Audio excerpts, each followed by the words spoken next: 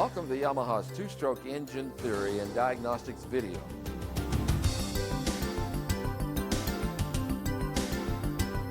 The object of this video is to give you an in-depth look at how current Yamaha two-stroke engine designs work, as well as provide some diagnostic, tuning, and maintenance techniques. We'll begin by looking at the differences between a two-stroke engine and a four-stroke engine. There are four essential functions that any internal combustion engine must accomplish: intake, compression, power, and exhaust. A two-stroke engine completes these four necessary functions in just one 360-degree rotation of the crankshaft, while a four-stroke engine requires two complete crankshaft rotations to achieve the same results. The two-stroke produces power every rotation, the four-stroke every other crankshaft rotation. A two-stroke engine doesn't need as many moving parts either. The crankshaft, rod, and piston are all basic two-stroke needs to accomplish a combustion cycle. Carefully placed ports, or windows in the cylinder wall itself, are open and closed by the piston's position in the cylinder. As the piston moves from the top to the bottom of the cylinder and back, exhaust gases are released and a fresh fuel mixture is taken in from the crankcase through the ports. A four-stroke requires many more moving parts to perform the same task because it uses a valve train. The valve train typically consists of an intake valve, exhaust valve, and camshaft. Depending on engine design, the valve train may also require rocker arms, push rods, and lifters.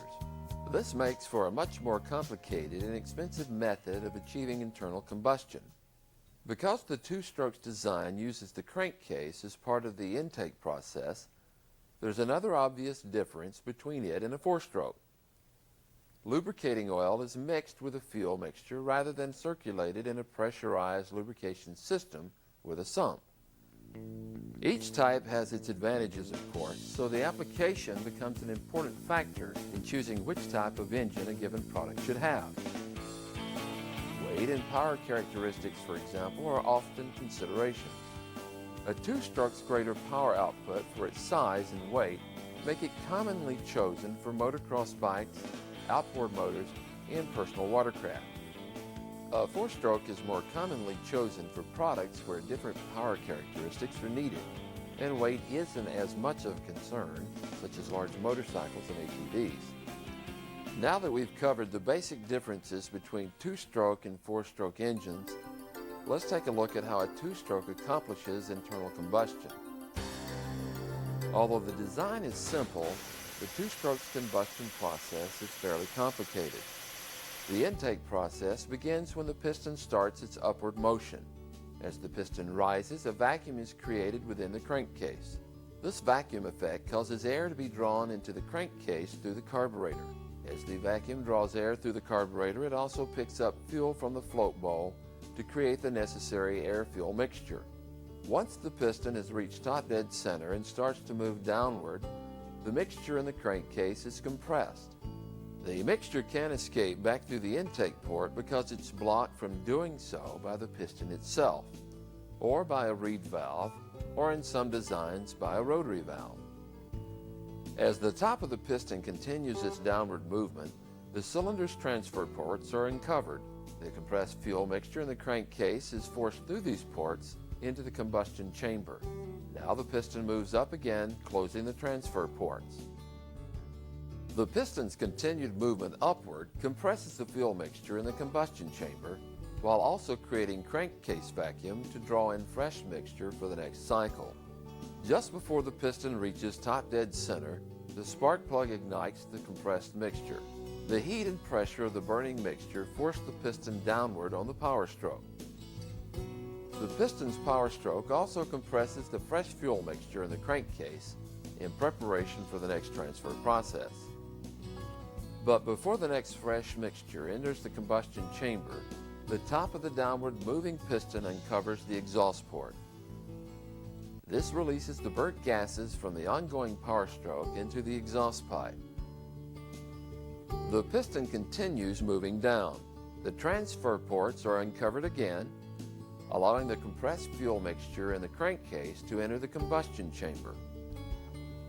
The fresh mixture coming in assists in pushing the burnt mixture out of the exhaust port, a process called scavenging, which we'll explore in more detail later. A small amount of the fresh fuel mixture actually follows the exhaust gases out the exhaust port. This escaping mixture is pushed back into the combustion chamber by a negative sound wave created within the exhaust pipe. Obviously, exhaust system design plays an important role, so this sound wave is timed properly to capture the unburnt mixture in the combustion chamber before the rising piston closes the exhaust port. Again, this will be discussed in more detail later. Now let's take a look at two intake designs used by Yamaha. The first, and least complicated, is the piston port design. In a piston port induction system, the piston skirt is used to control the opening and closing of the intake port. This design is typically used in applications where a broad power band is not critical, such as small snowmobiles and race cars. The piston port design doesn't offer a broad power band because it's restricted to symmetrical port timing. This means that the intake port's open timing is the same as its closed timing, relative to degrees of crankshaft rotation. The most common induction design used by Yamaha is the reed valve type. The advantage of the reed valve engine is its asymmetrical intake port timing that varies with engine RPM. As we see on this chart, the RVO, or reed valve open timing, changes with engine RPM. This valve open timing difference changes the characteristics of the engine slightly through the operating range. There are two types of reed induction. One type mounts the reed cage and carburetor on the cylinder, and the other mounts them directly onto the crankcase. There are many in-depth design factors that are taken into consideration when determining which method is best suited for a given application. Earlier, we mentioned the process of scavenging, the effect incoming fresh fuel mixture has in helping to push exhaust gases out the exhaust port. Now let's take a closer look at how it works. As the piston is coming down during the power stroke, the top of the piston begins to uncover the exhaust port, which allows burnt gases to escape into the exhaust pipe. But there's a problem. The pressure within the combustion chamber drops off before all of the exhaust can be expelled. Unless it's removed, this leftover exhaust gas will remain in the combustion chamber with a fresh mixture, reducing the effectiveness of the next power stroke. That's where scavenging comes in. Before the exhaust port is fully open and the pressure within the combustion chamber completely drops off, the transfer ports also begin to open. This allows the pressure from the fresh air fuel mixture coming from below the piston to transfer into the combustion chamber, which in turn raises the pressure in the combustion chamber and pushes the rest of the burnt gases into the exhaust pipe. Yamaha uses two different methods of scavenging. The cross-scavenging design has an advantage in applications like small outboard motors because it has good scavenging characteristics at the low throttle openings common in trolling. It uses a piston with a special crown design to help direct the fresh charge of air fuel mixture within the combustion chamber. The best choice when high performance is demanded is loop charge scavenging. As we see here, the transfer ports are positioned on the sides of the cylinder and directed toward the intake side. This causes the fresh air fuel charges entering the combustion chamber to collide with one another at the intake side and then loop around toward the exhaust port, pushing the burnt gases into the exhaust pipe, hence the term loop charge scavenging. Because the piston is not used to deflect the fresh charge in the desired direction, as with cross-scavenging, this loop charge design allows the use of a relatively flat piston crown. The advantages of this design are a smaller combustion chamber with higher compression ratios. Loop charging translates into greater power output from the same size power plant than one using a different design. There's also less potential for pre-ignition or detonation occurring due to hot spots on the top of the piston. Port layout is an important consideration in a loop-charged engine. The location of the ports in the cylinder and their size and height relative to piston placement throughout the stroke will affect the power characteristics of the engine. Let's compare a Grand Prix road racing motorcycle with a small outboard motor. The motorcycle requires constant high RPM with large throttle openings and closings. Our small outboard, on the other hand, is usually used for slow speed, low RPM operation with minimal throttle opening. The port timing needs of these two engines would be entirely different. Port timing in a two-stroke is fixed, so port design is very critical for a given application. And what works well in one application may not work well in another. Fortunately, over the years, two-stroke engine technology has found a way to overcome this to some extent. This technology is best known as the power valve. The power valve moves its position up or down in the exhaust port. A mechanical linkage or servo motor controls the power valve's position to have the exhaust port open later for good low-end power, then gradually open sooner as engine RPM increases for good mid-range and top-end. In effect, the power valve changes the fixed exhaust port timing into variable timing, making the engine capable of strong power output over a much broader RPM range. Exhaust system design is as critical as port timing and should be built to suit the application of the engine. As we saw earlier, some of the fresh air-fuel mixture entering the combustion chamber is lost out of the exhaust port as it follows the escaping exhaust gases. An exhaust pipe that's properly designed for a given engine will send a perfectly timed negative sound wave back up to the exhaust port, which actually pushes the lost fresh air-fuel mixture back into the combustion chamber. Now that we've completed the theory section, let's look at the two-stroke engine lubrication methods. As we saw earlier, a two-stroke uses its lower crankcase as part of the intake process. It also uses roller bearings for the crankshaft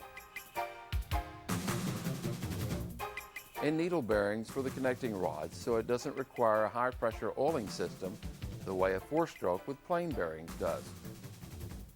For these reasons, a two-stroke engine has the oil needed for its proper lubrication mixed with its fuel supply. There are two ways to achieve this. One is with the use of a low-pressure oil pump or injector, such as Yamaha's Autolube and Precision Blend systems. This type pumps oil from a remote oil reservoir into the carburetor, the intake manifold, or directly into the crankcase. The other method is referred to as premix. The oil is simply premixed at a prescribed ratio with gasoline before it's put into the fuel tank. Both systems work well, but both have advantages and disadvantages. One advantage of an Autolube type system over premix is convenience. There's no need to mix gas and oil separately. This best fits applications such as street motorcycles and scooters, snowmobiles, water vehicles, and large outboards where frequent refueling or a lot of fuel is required, because it eliminates the need to mix the oil with the fuel every time. Another advantage is economy. An engine like a high-performance outboard, for example, may need a rich 50-to-1 mixture at full throttle, but just 200-to-1 at idle. The Precision Blend system delivers the right amount of oil needed for each operating condition to ensure economical lubrication. In applications such as motorcycle road racing, motocross, and water vehicle racing, convenience and economy are not major factors. The emphasis is on consistent jetting and weight savings with as few mechanical parts as possible. That's why premix is better suited for competition use. There are two different ways an Autolube type pump can meter the oil. The constant ratio type pump bases its output solely on engine RPM. Pump output increases as RPM increases in a constant ratio. The other type is the variable ratio pump. This pump bases its output on RPM and throttle position. Although both types work very well, the variable type pump is somewhat more efficient than the constant type. A variable pump increases output with RPM like the constant type, but it can also control how much that increase is, based on the amount of throttle being applied. A greater amount of oil is required at larger throttle openings than smaller ones. The constant ratio pump, variable pump, and premix lubrication systems all have legitimate uses in different applications, so the technician should be comfortable working with all three types. Having an understanding exactly how a two-stroke works makes it much easier to understand how to diagnose a two-stroke problem. There are three systems to consider when diagnosing a problem in any engine, whether two-stroke or four-stroke: mechanical, electrical, and fuel. A malfunction with any one of these systems will result in poor performance, or even worse, an engine that will not run at all. Let's take a look at some basic diagnostic techniques involving these three systems. For details on performing any of the following tests, refer to the Diagnostic Tools video course series. We'll start with a mechanical system. Compression test. Perform this preliminary test whenever a mechanical problem is suspected. Compression that's below the minimum specification or is even zero shows that a mechanical problem does exist. Vacuum pressure test. Perform this procedure after the compression test has indicated a definite mechanical problem, but always before engine disassembly. This test can help determine if the failure was related to an air leak within the seal crankcase. It can also be performed after repair has been completed to ensure that any pre-existing air leak has been eliminated. Now we'll move to the electrical system. Dynamic spark tester. This tester will assist you in determining if a misfire or running problem is related to the ignition system. CDI or Y1 tester. You can use this tool to determine which component of the ignition system has failed once an ignition problem has been confirmed. Repair peak reading voltmeter. This meter is another piece of test equipment useful to determine which component of the ignition system has failed. Ignition coil tester. If the condition of the ignition coil is suspect, verify its condition with this tool. Last is the fuel system. Fuel level gauge. It's used to determine if incorrect fuel level is a cause of a fuel-related running problem. Fuel pressure gauge. Used in applications where an external vacuum type or electric fuel pump is used, such as outboard motors. It will verify if the fuel system is supplying the carburetors or fuel injectors with correct and constant fuel pressure. Low fuel pressure can cause a lean running condition or piston seizure. Pop-off pressure gauge. Used on floatless type carburetors that are most commonly used on water vehicles. It measures the amount of pressure it takes to open the needle and seat, which allows fuel to enter the carburetor. Too much pop-off pressure will cause a lean condition, and too little will cause a rich condition at low throttle openings. And the alcohol tester. This should be used when fuel contamination, such as alcohol or water, are a suspected cause of a poor running condition. It is capable of detecting the amount, but not the type of alcohol in a given fuel sample. Carburetor tuning can also be considered part of fuel system diagnostics. Proper jetting is critical to a two-stroke's performance and reliability. Most production two-stroke engines are jetted for sea level operation and average temperatures. Obviously, the world has many locations far above sea level, so jetting changes are sometimes necessary. This is particularly true in engines used in high elevation areas of 5,000 feet or above. Many times there are factory recommendations for jetting specifications at given altitudes and temperatures. These specifications have been tested and should be followed closely. Occasionally, some slight variation may be necessary for altitudes that are in between the recommendation chart. Take care when going to a leaner setting.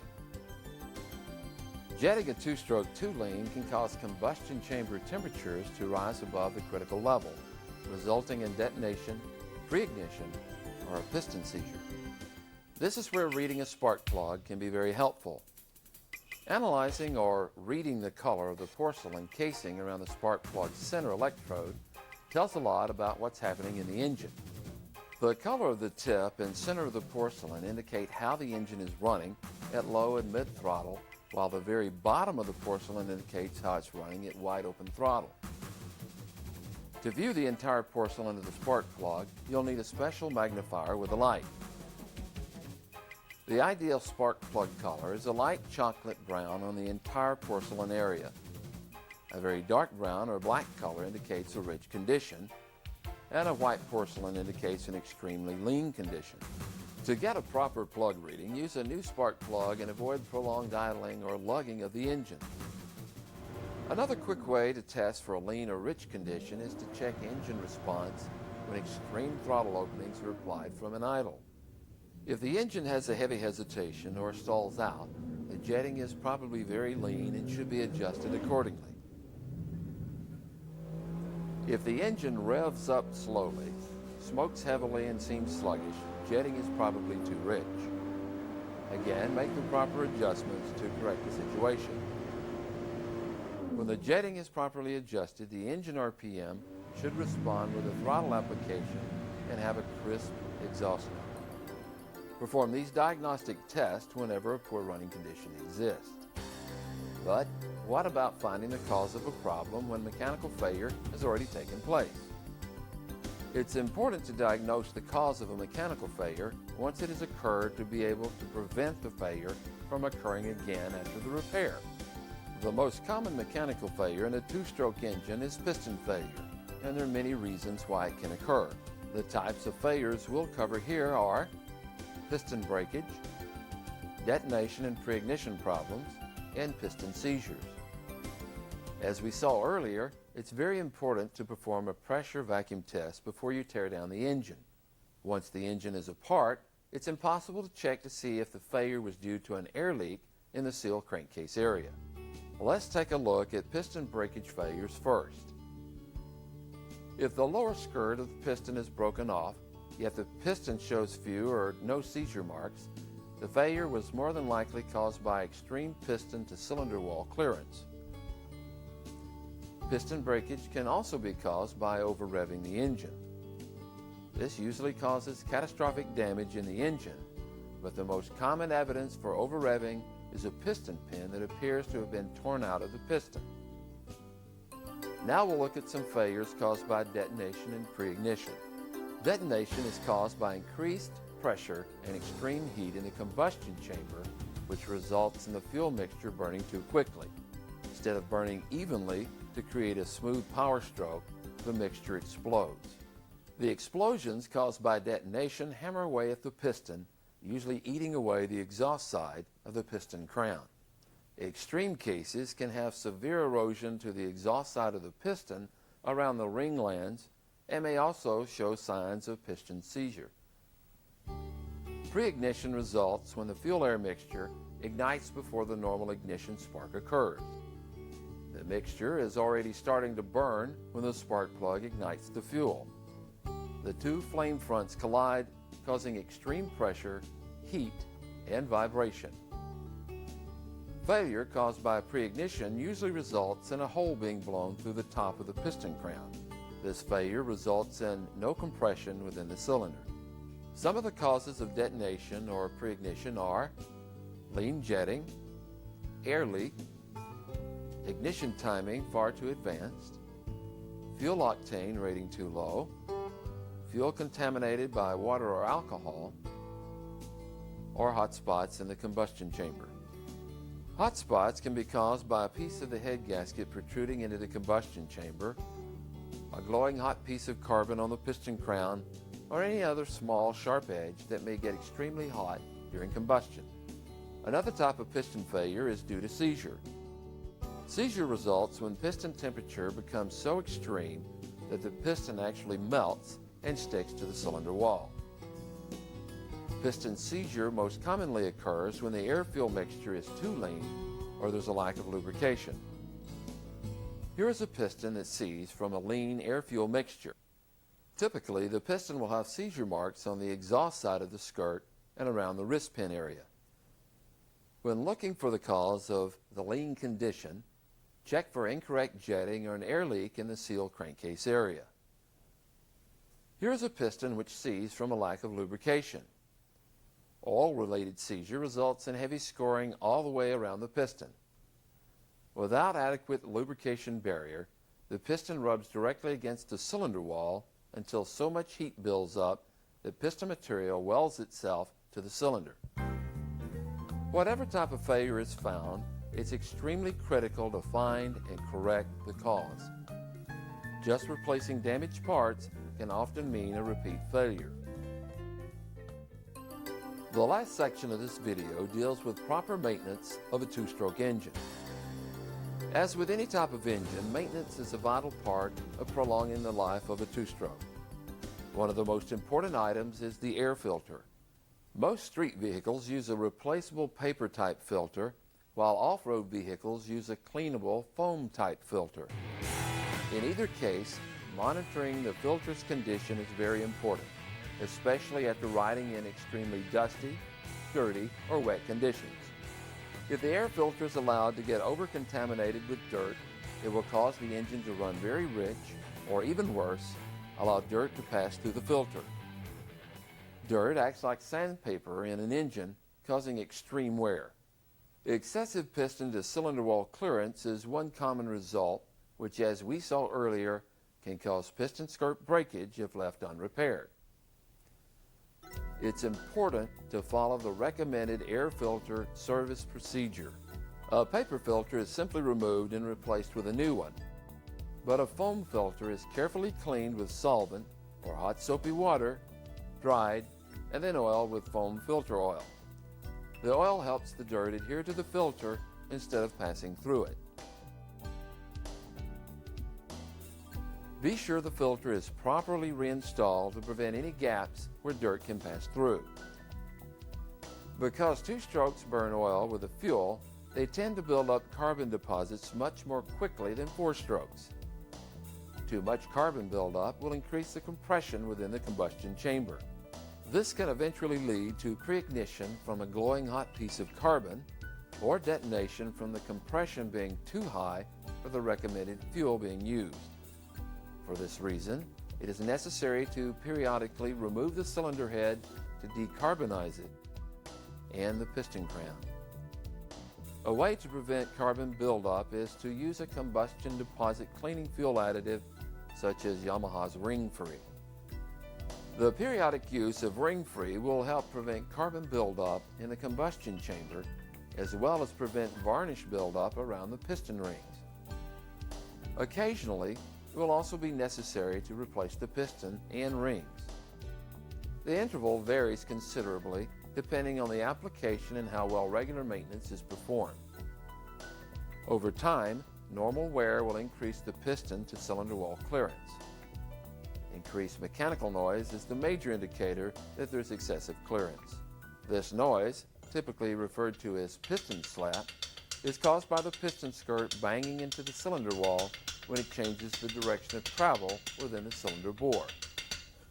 If this condition is not fixed, piston breakage can occur. Preparation for prolonged storage is also an important part of preventive maintenance. Many applications such as snowmobiles, outboards, and water vehicles are only used during certain times of the year and may go many months without operation. In these cases, it is necessary to take certain precautions to ensure that the engine will be in good working order when it comes time to use it again. The first step is to completely fill the fuel tank and the oil injector tank if applicable. This will prevent condensation from building up inside the tanks.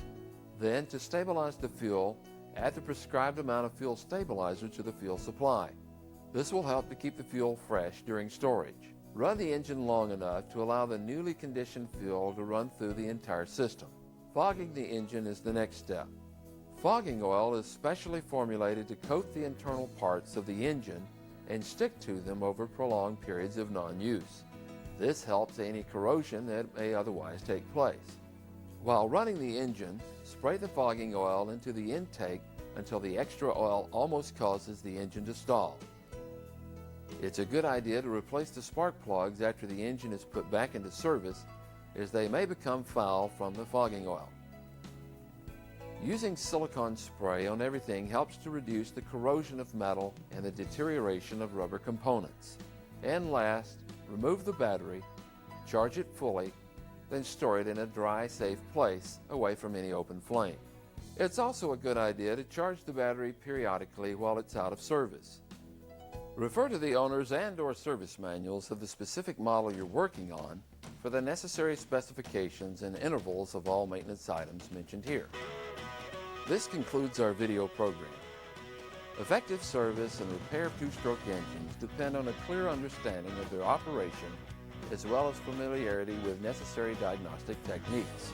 We hope the material presented here has helped to increase your knowledge and the level of service you deliver to your customers.